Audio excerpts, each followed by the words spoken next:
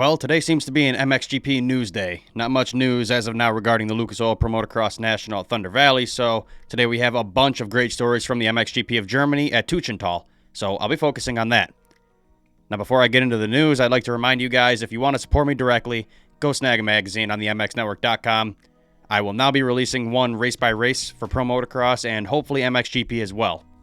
The Fox Raceway National Edition starring none other than Jet Lawrence is up for pre-order now. If you order one, it'll be shipped out within the week. I still have some copies of the last issue number 5, starring Max Anstey as well, so thank you to all of you guys who supported me as of late. I mean, I've been getting a lot of orders, so huge thanks to all you guys. All right, on to the news. First story of the day is regarding none other than Red Bull KTM MXGP rider Jeffrey Herlings. Herlings missed all of 2022 due to some injuries and fixing old injuries with multiple surgeries, so coming into 2023, Herlings claimed it was his only goal to make all of the races and ride more conservatively and safely. So far, he has managed to do that quite well and remained a top contender whilst doing it. Well, this weekend in Teutschenthal, unfortunately, things turned for the worst. In the Ram qualifying race, he stuck true to his goal by riding relatively consistent and slower a little bit. He ended up getting 4th, which is pretty solid. On to Sunday's race, things went downhill. In the first moto, Herlings got off to a great start and quickly moved into the lead. Not for long, though. Shortly after acquiring the lead, Herlings would come into a corner and cross-rut, coming out of the apex of it, leading to him going over the bars, which was just a major crash. If you didn't see the crash, here's an up-close clip.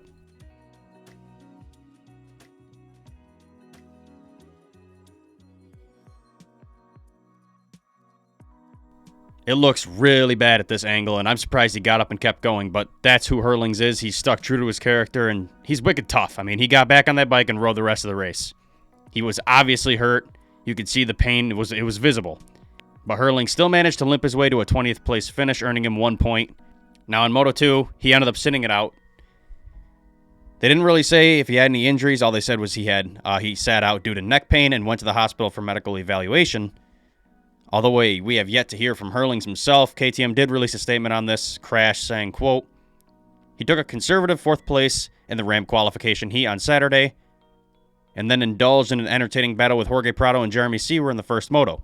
4 laps before the end, the Dutchman, while leading from Prado, crashed after becoming cross-rutted and landed heavily.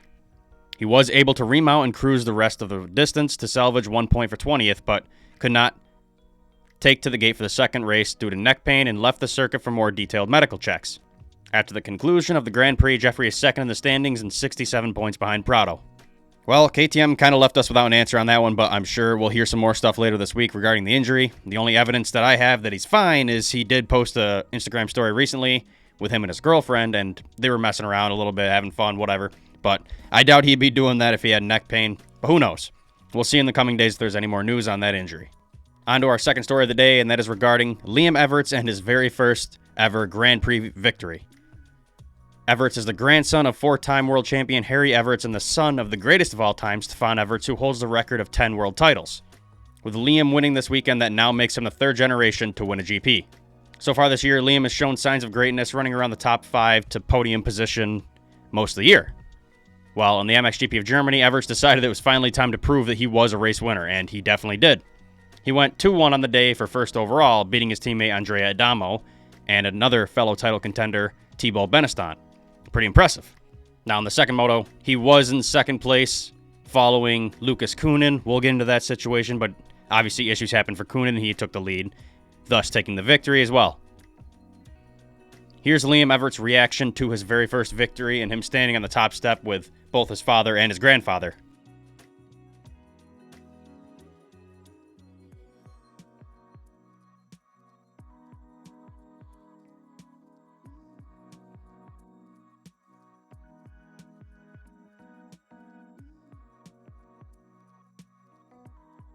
Everts said in a post-race statement, quote, "P1 GP win. What a day. 2 whole shots and a race win. Super happy. Thanks to the whole team for the great work. We did this together, Red Bull KTM." It's pretty awesome to see this. The whole Everts family has worked so hard for him to get here. I think we now have a regular race win contender in the class. All right, our final story of the day is the opposite of the last one, and that is regarding factory Husqvarna MX2 rider Lucas Coenen. Coenen won the first moto in the MX2 class in Germany and was running first in the second moto until disaster struck. I mean, he was racing to a dominant victory. He was about to go 1-1 on the day. Unfortunately, in the latter half of the second moto, his chain snapped, thus ending his dominance and potential first MX2 GP victory. His reaction says it all to this incident. Here's the clip of when it all went down.